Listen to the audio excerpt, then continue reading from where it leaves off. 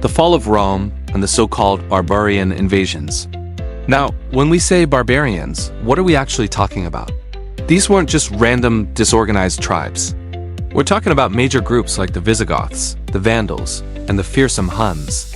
Each had its own unique culture, leadership, and reasons for migrating into Roman territory.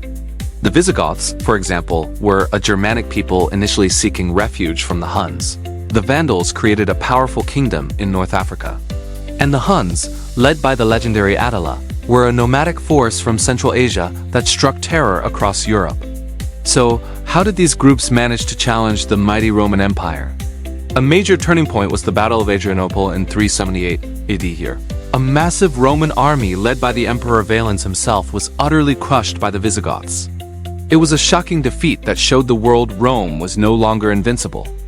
This event shattered the myth of Roman military superiority and opened the floodgates for more incursions across the empire's borders. It proved that well-organized barbarian forces could not just raid, but defeat entire Roman legions in open battle. This brings us to the sack of Rome itself. The city, which hadn't been breached by a foreign enemy in 800 years, was sacked not once, but twice in just a few decades. First, in 410 AD by the Visigoths under their king Alaric. He didn't want to destroy the city, but to prove a point and secure supplies for his people. Then, in 455 AD, the Vandals sailed from their North African kingdom and plundered the city far more thoroughly. These events were psychologically devastating for the Roman people. The Eternal City was no longer safe. But why couldn't Rome defend itself anymore? It wasn't just one thing. The empire was dealing with crippling internal problems. We're talking about constant civil wars, political instability with emperors being assassinated left and right, and a severe economic crisis.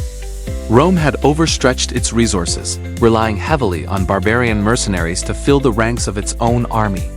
This meant the very people they were supposed to be fighting were now their defenders, and their loyalties were often questionable. The empire's borders were vast and its manpower was thin.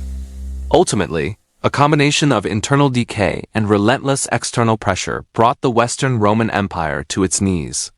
It's a fascinating story of collapse and transformation that reshaped the world forever.